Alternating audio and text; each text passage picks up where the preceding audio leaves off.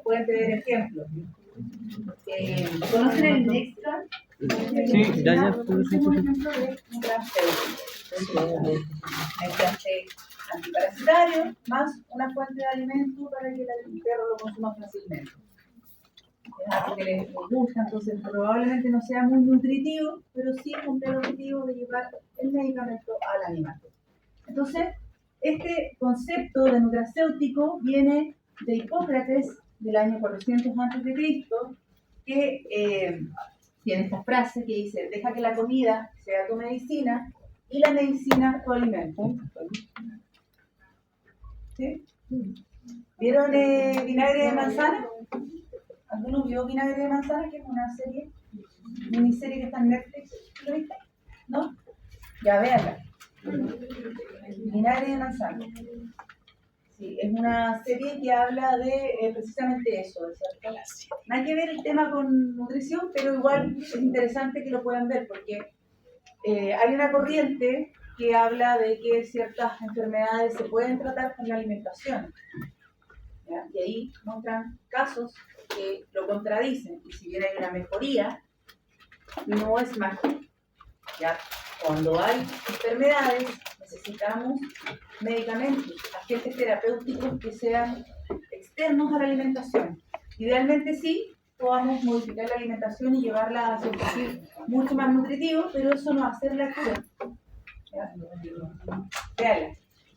El caso de una chica con cáncer, que hace un cambio de vida y todo el tema de la alimentación, y después le vuelven a cambiar. No, pero veanlo. Sí. Ya, ese es un alimento entonces nutracéutico. Y después se muere. Ya, entonces, la definición de un alimento nutracéutico es un alimento o parte de un alimento que proporciona beneficios médicos o para la salud, incluyendo la prevención y o el tratamiento de enfermedades. ¿Sí? Entonces, por ejemplo, un alimento nutracéutico puede ser, ¿qué se les ocurre? Aparte del Nextra, que le acabo de mencionar.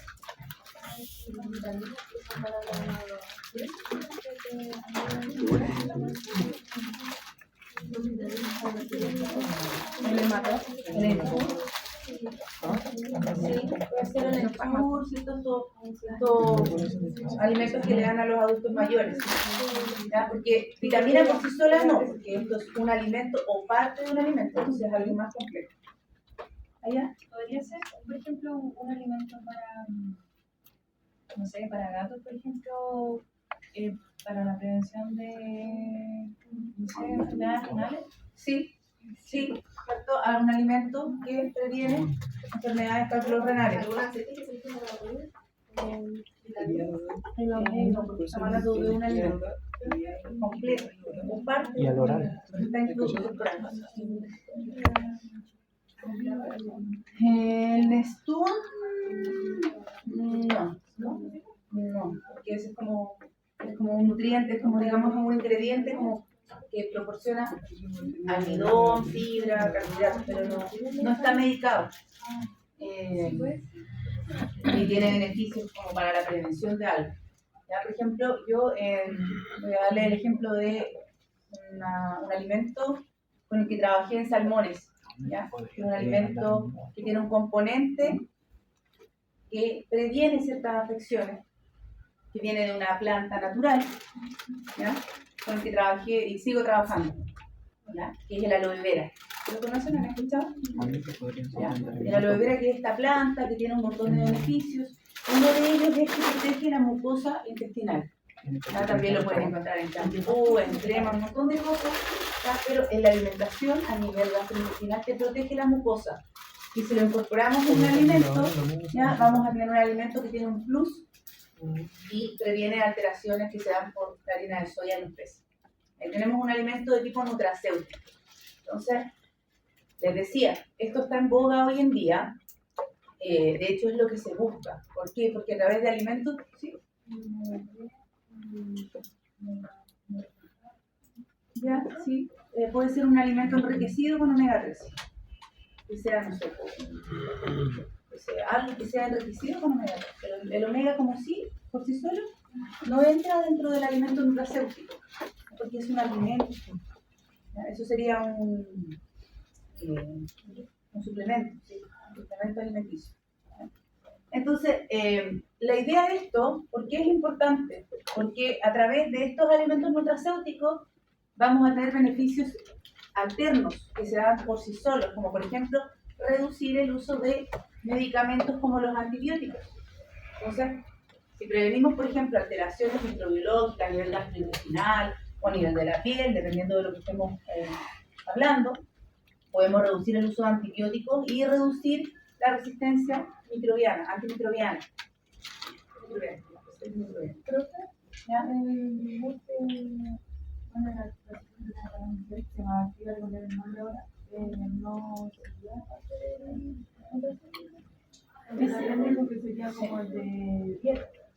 Sí, ahí ese sí entraría, porque ese previene enfermedades como puede ser la constipación. Entonces era la idea de la actividad, que pudiera como regular el tránsito intestinal y evitar la constipación. Ahora, que lo cumpla al 100% es otra cosa, pero sí está dentro del grupo de la prevención. No sé si tratamiento. Quedaría como entre el dieta y, o sea, sí. Un alimento cierto. Sí, puede ser la cosa, sin problema. ¿Ya? Entonces, si reducimos el uso de medicamentos como los antibióticos, vamos a reducir la resistencia. Y además, si hablamos de sistemas productivos a gran escala, vamos a reducir los afluentes que se pueden liberar en las fecas, si hablamos de sistemas acuícolas en el agua, ¿ya? Todos tenemos efectos secundarios que vamos a estar reduciendo. Por lo tanto, este es uno de los puntos en los cuales ustedes se podrían desarrollar si les gusta más adelante la investigación, la ciencia, ¿ya? Entonces acá tenemos algunos ejemplos de alimentos nutracéuticos. Estos alimentos pueden ser de origen animal, como la aloe vera, pueden ser aislados o purificados, como estos alimentos enriquecidos con omega 3, pueden tener aportes beneficios para la salud, aportar estabilidad temporal, también, estos son criterios que son necesarios para que sea un alimento nutracéutico. ¿Ya? Vale.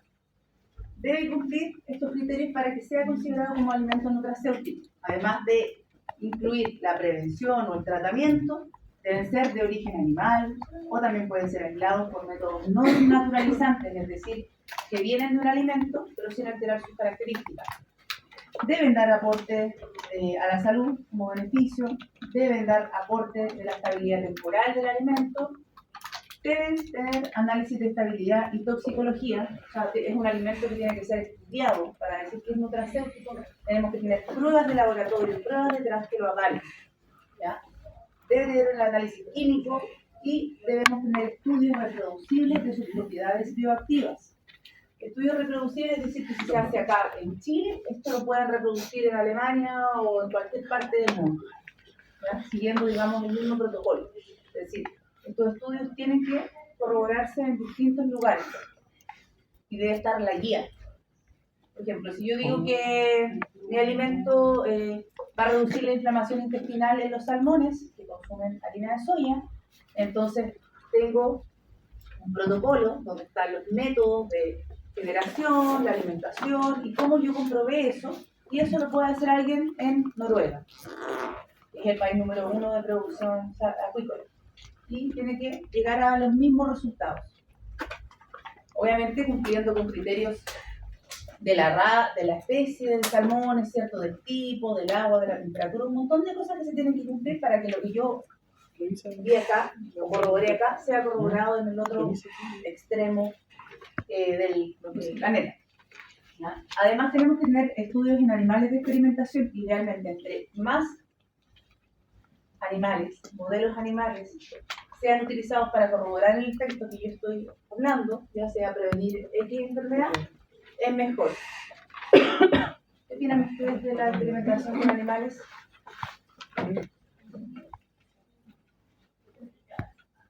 ¿Será necesario, no? O sea, muchas veces la experimentación con estudios, ¿cierto?, es para los mismos animales en beneficio, ¿ya? y no piensen en la experimentación con animales como animales enjaulados, animales sufriendo, esta típica caricatura del animal que está como con los labios pintados, ¿cierto? Por prueba de cosméticos, que es algo mucho más superficial, sino que el ambiente de los animales de experimentación, por lo general, obviamente, si está en una universidad de renombre o en un centro de investigación que tiene, digamos, peso, va a cumplir con estándares de bienestar animal. Los animales que están en estos sistemas son protegidos de alguna manera y si tienen que morir en algún momento o se les toman muestras, es de la manera menos invasiva posible. Siempre se busca generar el menor daño al animal. O sea, los animales pueden sufrir mucho más en sistemas de reproducción que en sistemas de experimentación. Entonces, y es necesario, totalmente necesario. Para ellos mismos y también para nuestro beneficio. Eso. Y tiene que tener I+D. Que lo que es la I+D, que seguramente ustedes lo han leído en algún lugar, muchas veces es desarrollo e innovación.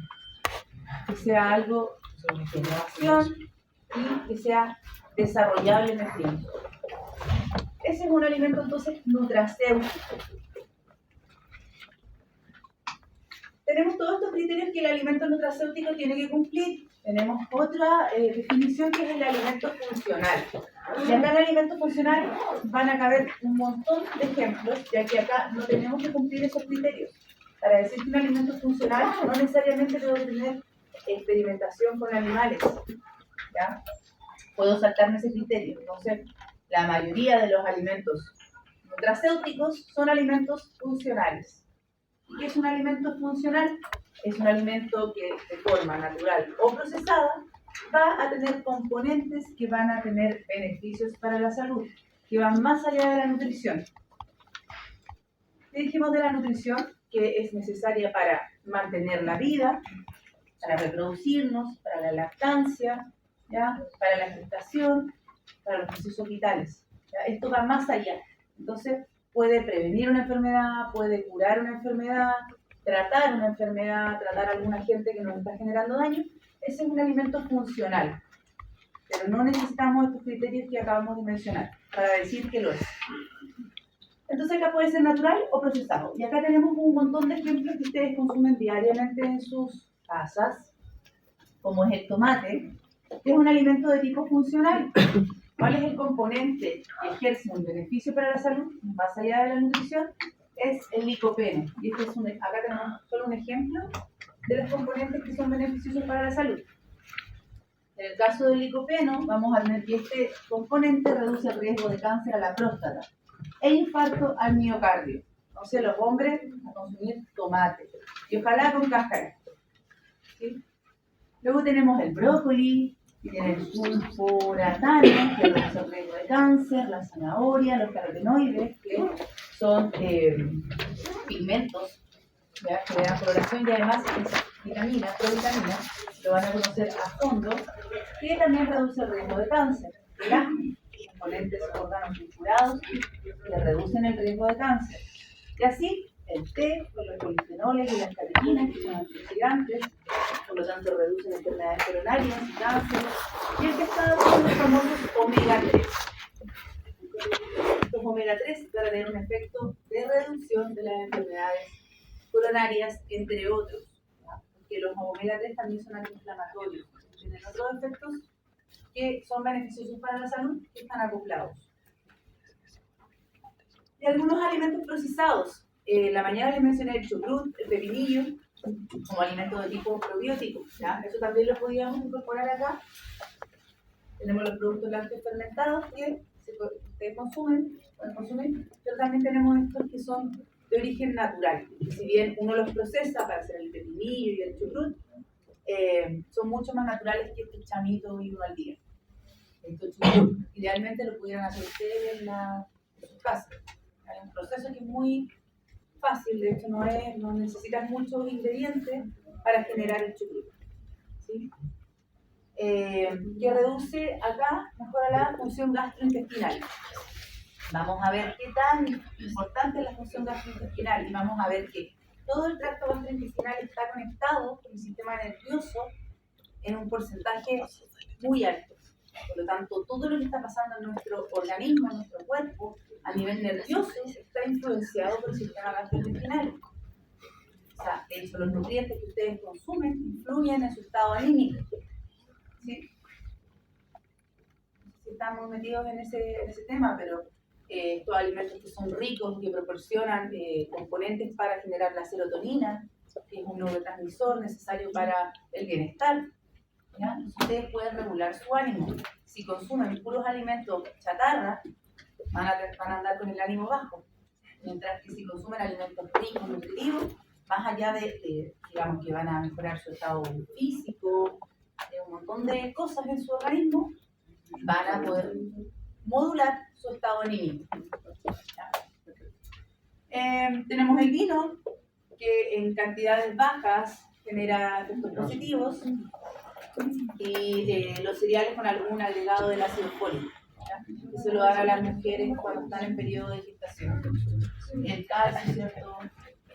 Y las leches que son con bajo contenido graso. ¿Dudas hasta ahí? ¿Algún ejemplo de producto lácteo fermentado? Producto lácteo fermentado, el chamito, ¿cierto? O puede ser el yogur de pajarito. ¿Ya? Ahí tenemos entonces una colonia bacteriana que está ayudando a que la leche se descomponga, consumen el azúcar principalmente y generan este yogur de pajarito, que se le llama yogur de pajarito, que es yogur. De la leche produce yogur. 2 días aproximadamente se demora. Eso.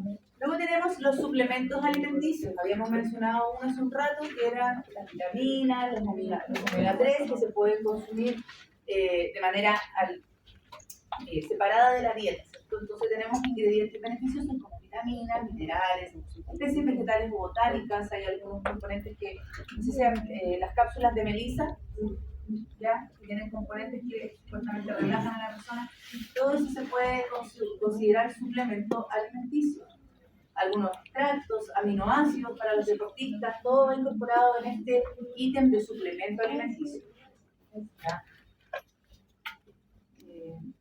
Acá tenemos los formatos: forma de píldora, cápsula, comprimido o líquido. Y esto es muy fácil verlo como para nosotros, pero traten siempre de verlo para el animal. ¿Ya? Traten de ver cómo podría ser incorporado un suplemento alimenticio en un animal, ya sea de producción o no. Entonces puede ser añadido o en formato no alimentario. Esos polvitos que pueden comprar en la farmacia, qué sé yo, todo eso va en este suplemento alimenticio. Ya. Vamos entonces ahora a ver un poco de la fuente vegetal, que dijimos era lo principal para la alimentación de los animales herbívoros y omnívoros. Todo o la mayoría de los alimentos viene de la tierra. ¿Ya? Nosotros mismos nos alimentamos de la tierra y hay un ciclo de la alimentación que ustedes tienen que haber visto desde que están en la básica, probablemente. Porque desde la básica vamos como aprendiendo sobre esto y retomando todos los años, pero al parecer nunca está tan claro. ¿Ya? Y siempre que llegan a este curso todavía como que no, o sea, vamos a hacer un refresh y vamos a ver algunas cosas que probablemente no conocen. Acá tenemos una hoja, una planta X, que está haciendo el proceso de fotosíntesis. Ustedes lo conocen, está además que lo repasen, ¿ya? Digamos a profundidad, pero vamos a decirlo así de manera superficial. Tenemos el sol, que nos entrega energía de tipo lumínica, ¿ya? De tipo luminosa, que además nos aporta calor, por eso lo cuento. Aquí estamos hablando de la energía lumínica. Esta energía solar, la lumínica, es captada por la planta a través del proceso de la fotosíntesis, a través de la clorofila, el pigmento, ¿cierto?, que está dentro de la planta y que genera la transformación de esta energía lumínica hacia componentes químicos en la planta. Tenemos una transformación de energía lumínica a energía química. Se transforma. ¿Sí?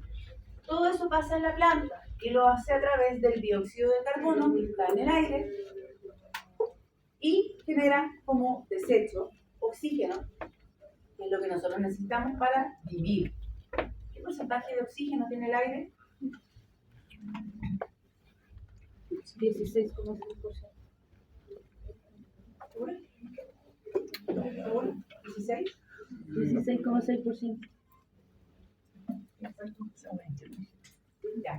El aire que nosotros acá, a nivel de mar, ¿cierto? Tiene un 21% de oxígeno. ¿Cuánto? 21. 21. ¿Sí? 21, no 16. Tiene un 21%. Y en la medida que nos vamos alejando hacia arriba o hacia abajo del nivel del mar, la concentración de oxígeno en el aire va cambiando. A mayor altura, menor concentración de oxígeno. Por eso que se llama esto que se apunan las personas cuando van a Machu Picchu, que están en altura, porque la concentración de oxígeno en el aire es menor. Entonces hay un mayor esfuerzo de los glóbulos rojos, que están circulando en la sangre, están circulando en los alvéolos, ¿recuerdan del alvéolo pulmonar? Y para capturar el oxígeno. Que tienen que capturar la mayor cantidad de oxígeno para que se genere el recambio en nuestra sangre. Entonces, este oxígeno es liberado por las plantas. Y las plantas van a ser los que aportan este componente en el aire. Por eso es tan importante que se mantenga la naturaleza, los árboles, las plantas, y que no construyamos puro cemento en esta tierra. Entonces tenemos el proceso de fotosíntesis. También utilizamos el agua y sales minerales. Entonces, es importante para la planta el aire que la rodea, que tiene el dióxido de carbono como fuente, y además el agua y las sales minerales. Acá vemos esta imagen del paraíso. Probablemente vamos a ver todo cuando pasemos al otro plano, donde tenemos los animales conviviendo de manera feliz. ¿Ya? Hay un león, una leona, los elefantes, las cebras, están todos felices. ¿Se daría esto de manera natural? No. No, ¿cierto? Probablemente esta leona va a estar en el cuello de la cebra, intentando comerla y llevarla a sus crías, etc. Entonces es un universo hermoso. ¿Ya? Hay una cadena alimentaria, carnívoros, herbívoros, omnívoros, y es lo natural. ¿Ya? Es así. Es así, aunque la cebra que duela, que muera, es parte de la cadena alimentaria de este mundo, de este planeta. Es un planeta ínfimo en una galaxia enana, en un universo enorme. Estamos nosotros acá hoy día y, no sé, imagínenlo. Entonces tenemos las plantas y los animales que están conviviendo constantemente. O sea, la cebra está tomando agua, pero la cebra consume pasto. Y el león consume a la cebra. La cebra le entrega su carne, pero esa carne viene de la alimentación del pasto. O sea, hay toda una cadena. Y la base del sustento es la tierra, las fuentes que vienen de la tierra. ¿Qué compartimos? Porque los tipos de alimentación son distintos, ¿ya? Pero todos estos animales, tanto herbívoros como carnívoros, así como las fuentes de origen vegetal y el agua, estamos compuestos de materia orgánica e inorgánica. Para los que leyeron el texto o se hicieron la tarea, van a saber de lo que estoy hablando. ¿Sí? Todos los animales y las plantas están compuestos por agua y por materia seca, de manera generalizada. Y dentro de la materia seca tenemos la materia orgánica e inorgánica que vamos a conocer a fondo. ¿Qué se les ocurre a ustedes que es materia orgánica? La descomposición. ¿Descomposición? Sí, la materia orgánica se descompone. Pero, ¿qué es materia orgánica? Desechos. Carbohidratos. Carbohidratos, proteínas, pero materia orgánica es aquella materia que puede cambiar, que puede mutar. Mientras que la inorgánica, por lo general, es inerte, como que no cambia. Con los minerales por lo general. ¿Ya? Entonces esa es una de las diferencias. Siempre que escuchen materia inorgánica, minerales. Mientras que lo orgánico es todo lo demás. Y el agua está por separado para poder hacer una estandarización. Porque se van a dar cuenta que cuando ustedes tengan que elegir algún ingrediente, algún nutriente, van a tener que comparar distintos alimentos, ¿ya? Y estos alimentos, la mejor forma de compararlos es excluir el agua. Por eso que hablamos de materia seca y materia húmeda. Vamos a hablar más adelante.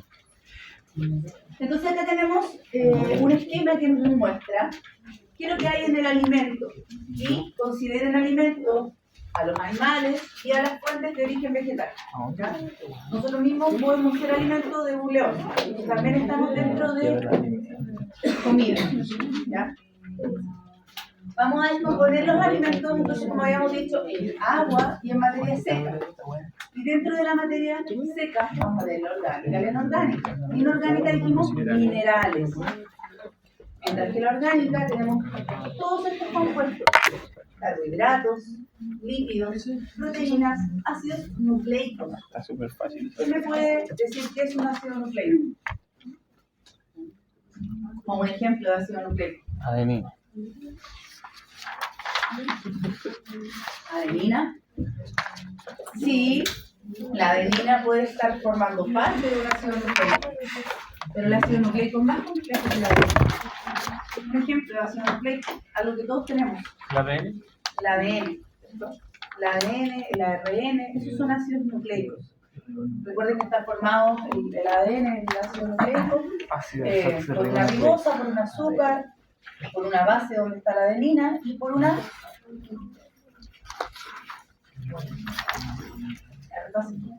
pero ahí lo vamos a ver la otra clase que tenemos. Ácidos orgánicos y vitaminas. Todo esto está dentro de la materia orgánica de los alimentos. Tenemos acá alimentos, tenemos animales, los cuales pueden ser descompuestos en toda esta materia orgánica e inorgánica, y tenemos algunas diferencias. Vamos a ver un poco sobre el primer nutriente que mencionamos, que es el agua. ¿Qué diferencia habrá entre este animal y este animal? Además de la edad, a nivel de composición, El sabor. tamaño, ¿cierto? ¿Quién tendrá mayor porcentaje de proteína? Placa. O sea, en peso, claramente este tiene, acá vamos a ver algunas diferencias. En peso, claramente este tiene más peso que el ternero, ¿cierto? Tenemos un animal de mayor peso, de mayor kilogramo. Pero si hacemos una comparación de proteínas, ¿quién tendrá más proteínas? ¿El pequeño o el grande? El pequeño, proteínas del cuerpo. El grande. Bueno, acá este claramente tiene una masa muscular importante, pero si lo comparamos con un animal mayor, sin tanto músculo como el de la imagen, probablemente el animal pequeño tenga más proteína. Pasa en los animales y pasa también en las plantas. Las plantas en estado vegetativo, ¿cierto?, son más ricas en proteínas. En agua, si comparáramos el agua, ¿quién tiene más agua? ¿El ternero o el toro? Ternero, ¿cierto? Ternero. En la medida que el animal va aumentando su edad o su tiempo, va reduciendo el porcentaje de agua a nivel corporal. Entonces acá tenemos todos los animales que son el cerdito, los terneros, que tienen entre 750 a 800 gramos por cada kilogramo de agua, por cada kilogramo de peso corporal. Acá vamos a hablar siempre con estos términos, en esta asignatura. Entonces tienen que tener claro cuántos gramos tiene un kilogramo. 1000, ¿cierto? Un kilogramo tiene 1000 gramos. Entonces tenemos que tener claro que si yo digo que hay 750 a 800 gramos por kilogramo, ¿qué porcentaje es? 80%. 75 a 80%, ¿cierto? Entonces, hagan ahí ese cambio, ese ajuste, porque siempre vamos a estar hablando de porcentaje, y el porcentaje lo vamos a llevar a kilogramos, porque los alimentos siempre, para producirlos, para generarlos, lo vamos a hacer por kilogramo. Entonces, tenemos un 75 a un 80% de agua a nivel corporal en estos animales que son pequeños. Y en la medida que va madurando, madurez fisiológica, madurez corporal, va reduciéndose hasta llegar a un 50% de agua en el cuerpo. Ustedes, ya la mayoría son adultos, pasaron los 20 años, me imagino. Sí. Entonces, probablemente tengan un 50-55% de agua en el organismo. ¿Ya? Entonces, va cambiando la composición corporal en la medida que va avanzando en la distintas etapas de los animales. ¿Y por qué es importante esto? Porque así como cambia el agua, cambia la proteína, cambia los lípidos, pero hay algunos nutrientes que no cambian mucho. El que más puede cambiar es cuando ya cumplimos la madurez sexual, la madurez de crecimiento, el que más cambia es la grasa, los lípidos, es lo que más fácil cambia. Y luego viene la musculatura. ¿Ya? Eso. Entonces, se va modificando este componente que es el primer nutriente que vamos a ver, que es el agua. Es esencial para la vida porque es el solvente para los nutrientes, es decir, para que el nutriente sea absorbido y llegue al organismo, al lugar donde tiene que descomponerse y generar metabolitos, etc., necesitamos el agua. También es solvente para los desechos, que tienen que ser eliminados. O sea, nosotros no nos podemos mantener con los desechos. Ejemplo de desecho que se ha eliminado por el agua. Tuvieron fisiología, ¿sí? La orina. Entonces, la orina es un desecho que el formato principal es el agua. ¿Y qué desecho tiene la orina? ¿Qué se elimina por la orina? La urea. ¿Ya? La urea. ¿Sí? ¿Qué más? Compuesto nitrogenado, ¿sí?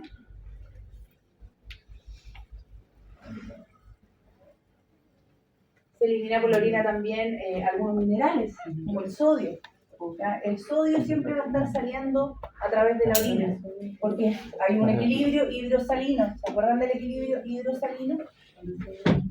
Hay un porcentaje de agua que tiene que mantenerse en el cuerpo para cumplir todas estas funciones. ¿Ya? ¿Las proteínas saldrán por la orina? No. No, ¿cierto? Ya. ¿Por qué no salen por la orina? Oh, espectacular, me encanta. Sí, son muy grandes, ¿cierto? El tamaño es muy amplio, entonces no sale a través de la orina. Y además, otra función del agua es la termorregulación. ¿Ya? A través del sudor, a través de la respiración, vamos a regular la temperatura corporal, que en nuestro caso se tiene que mantener. ¿Cuántos grados Celsius? Sí, 37, ¿cierto? ¿Ya? Los animales van a tener diferencias en las temperaturas. Por lo general, los bovinos, ¿qué temperatura tienen? ¿Tuvieron semiología? ¿No? 38, ya por ahí. Los perros van cambiando su temperatura de acuerdo a la especie.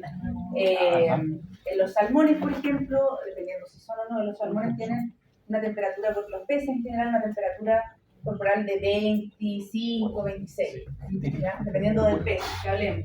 Pero los rangos de cambio dependen de la especie y de su entorno. Entonces, el agua es uno de los componentes de los alimentos que es esencial para la vida. ¿Cómo la obtienen los animales? La van a obtener a través de la bebida, de bebederos, a través del agua que está en los mismos alimentos contenida y a través del agua metabólica que se genera dentro del organismo. Entonces, los perros, cuando ustedes le dan el champion o el canito, o no sé, el que sea, ¿qué porcentaje de agua tiene ese alimento? Ustedes le dan a su animal, a su perro, a su gato. ¿Han visto la etiqueta del alimento? Ya, acá van a ver la etiqueta. La próxima clase van a ver la etiqueta y se van a enamorar de la etiqueta de los alimentos. ¿Ya? Agua, porcentaje de agua es muy bajo. Por lo general, menos de un 10%. 10%, 12% como mucho. Entonces, en ese caso, ¿será importante suministrarle agua a sus perros? Sí. Sí, cierto. Ahora, si ustedes le dieran una dieta húmeda y tuviera un 70% de agua, como podría ser un alimento casero, una cazuela, algo así, ¿será tan necesario darle agua a sus perros? No.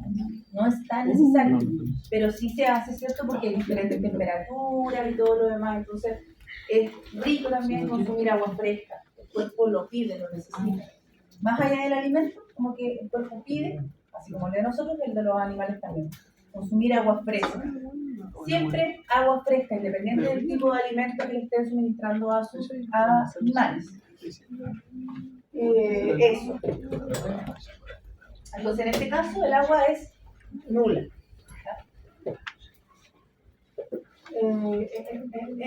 Ya, habíamos dicho que para poder comparar entre distintos ingredientes o alimentos es necesario hacerlo en base seca.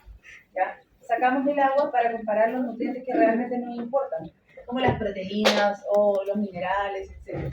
Lo que quisiéramos comparar. Entonces, siempre va a ser en base seca. Cuando hablemos de alimentos, va a ser en base seca. El agua lo vamos a dejar de lado porque el agua lo vamos a suministrar a través de la bebida, a través de bebederos, etc.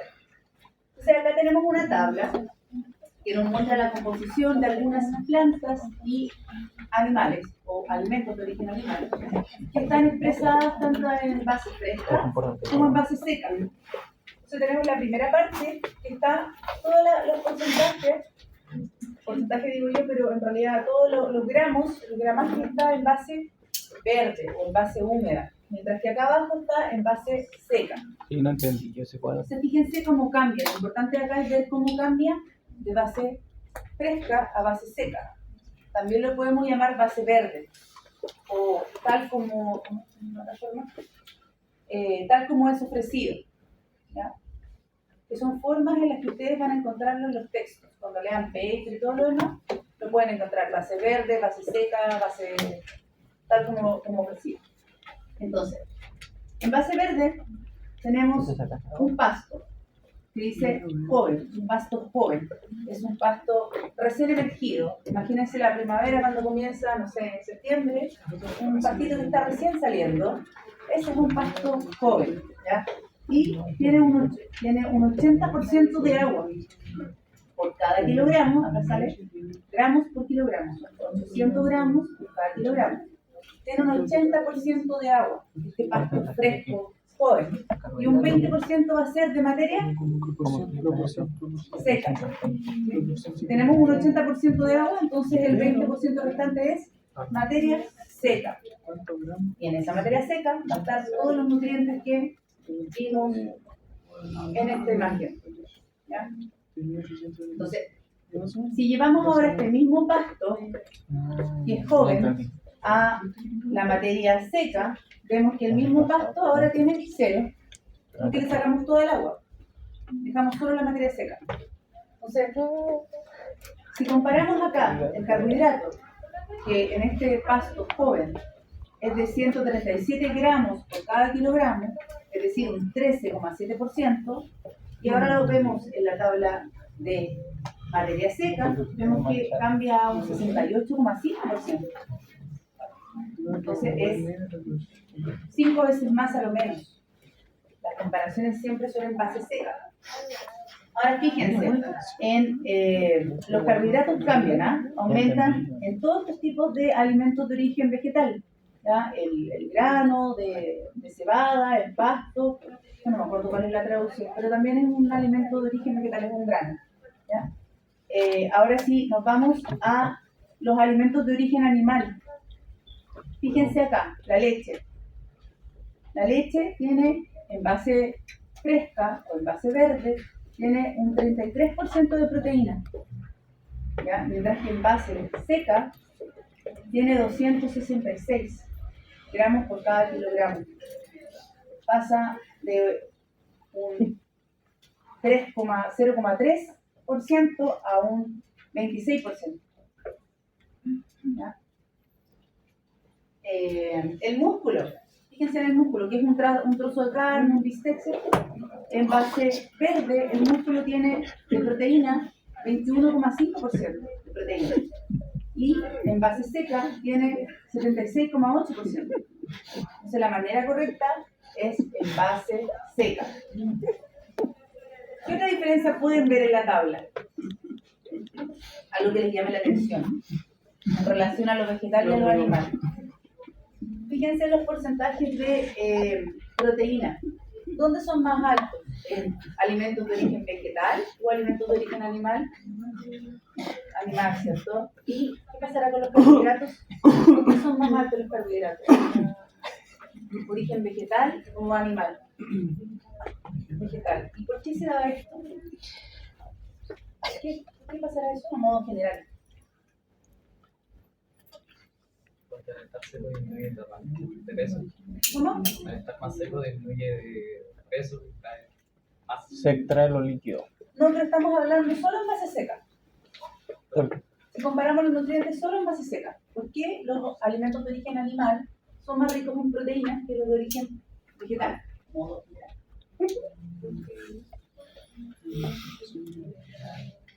¿Por qué? Porque tengo, no sé, casi un 80% de proteína en un músculo versus un pasto que tiene 17%. ¿No? ¿Se acuerdan de la estructura celular? Las diferencias entre una célula de origen animal a una célula de origen vegetal. ¿Cómo es la célula de origen vegetal en relación al animal? ¿Cuál es la diferencia? La pared celular. La pared celular, que está compuesta de carbohidratos naturales, Ujú. mientras que la membrana, la principal diferencia está en la pared y en la membrana. ¿Ya? La membrana de la célula animal está compuesta por lípidos y proteínas, mientras que la célula animal, o sea, vegetal, está compuesta principalmente por carbohidratos estructurales de esta pared vegetal. Entonces, acá la tenemos. Tenemos la célula vegetal, que tiene la pared que está compuesta por carbohidratos estructurales, mientras que la célula animal no tiene pared celular, solo tiene membrana compuesta por fosfolípidos y proteínas. ¿Ya? ¿Qué otra diferencia tenemos? Los cloroplastos están Para la compuestos fotosíntesis. de clorofila para la fotosíntesis. Y esta bola enorme que es una reserva de agua que tiene la planta. ¿Ya? Entonces, estas diferencias son importantes a la hora de los nutrientes que están contenidos en los distintos animales de acuerdo a la fuente. Ya. En las plantas también tenemos proteínas. Vimos que un pasto joven tenía 17% de proteína y estas proteínas van a cumplir un rol que no es estructural. Acá la proteína es estructural, el rol que cumple a nivel de membrana. Pero sí vamos a tener enzimas que son necesarias para los distintos procesos. ¿Ya? Ese va a ser su principal rol en las plantas. Mientras que en los animales las vamos a ver como músculo, pelo, lana y además formando parte de esta membrana celular. Ácidos orgánicos. Algunos ácidos orgánicos, el ácido cítrico, málico, succínico, pirúvico, que son compuestos que están en los alimentos que van a darle características organolépticas, por ejemplo. Los ácidos orgánicos en la leche que habíamos mencionado van a ser algunos de los componentes que dan estas características. Y que también son descompuestos o fases de descomposición de distintas reacciones químicas que están generándose dentro de los animales o de los vegetales. Otros ácidos orgánicos en los rumiantes y en los ensilados, el ácido acético, el ácido propiónico, butírico y láctico. ¿Habían escuchado esto? El ácido acético, láctico, sí. ¿Ya? Los yogur que son fermentados, sobre todo este yogur de pajarito, es rico en ácido láctico. También seguramente lo han escuchado el ácido láctico a nivel del músculo, cuando ¿cierto? Se hace ejercicio, se consume el ácido láctico. Pero el ácido propiónico, butírico y acético van a ser ácidos orgánicos que ustedes van a tatuarse, ¿ya? Porque son fundamentales en el rumen de los rumiantes. ¿Ya?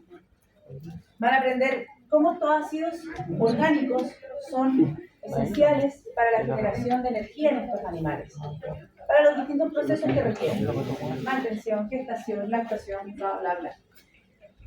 Eso. Ya. Después las vitaminas van a variar entre plantas y animales, de acuerdo así a qué tipo, por supuesto, van a variar. Por ejemplo, el brócoli es más rico en vitamina E que, no sé, una zanahoria, que es más rica en vitamina A. Entonces, dependiendo de la fuente vegetal, vamos a tener mayor cantidad de vitaminas. La síntesis de estas vitaminas es completa en la mayoría de los vegetales, mientras que los animales necesitan aporte exógeno. necesitan ser suministrados por vitaminas. ¿De dónde van a venir? Desde los alimentos. Y los minerales, calcio y fósforo, van a ser los principales en los animales, mientras que en las plantas vamos a tener el potasio y el silicio como los principales representantes. ¿Ya?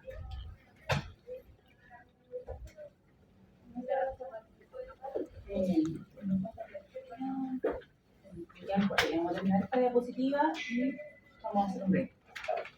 Ya, acá tenemos la energía, que es este nutriente teórico que mencionamos que puede venir de distintas fuentes de nutrientes.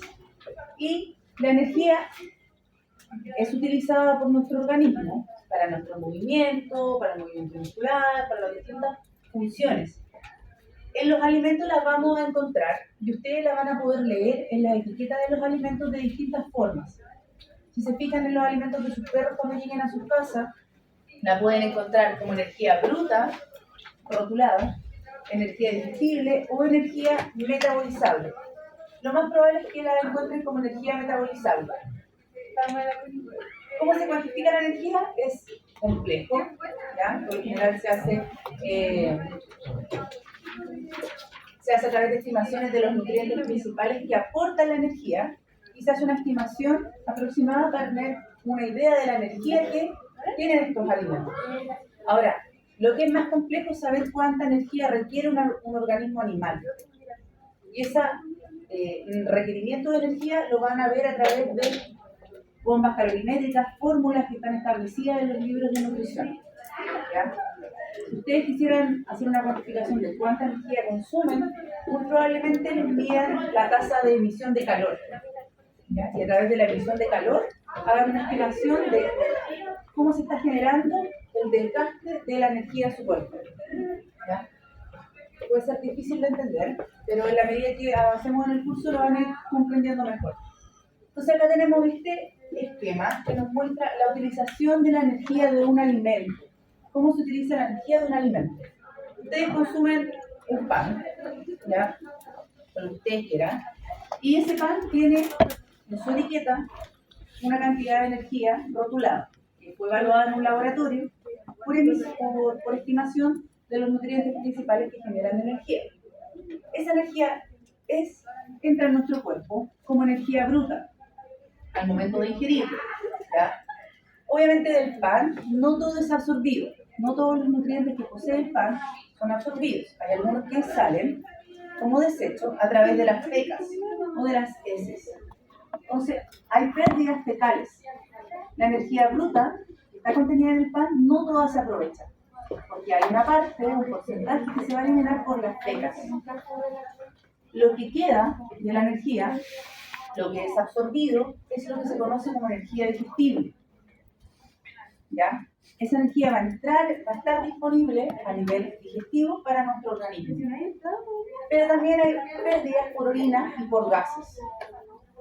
Y nos va a quedar entonces, después de que se eliminan estas pérdidas por orina y por gases, la energía metabolizable, que es finalmente la energía que está disponible para los procesos metabólicos. ¿Ya?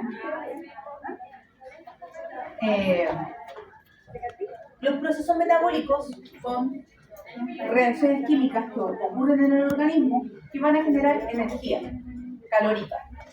Se va entonces a generar pérdida de esta energía metabolizable por calor en la ingestión en el metabolismo. Entonces finalmente nos va a quedar la energía neta. También la pueden encontrar así en el etiquetado del alimento.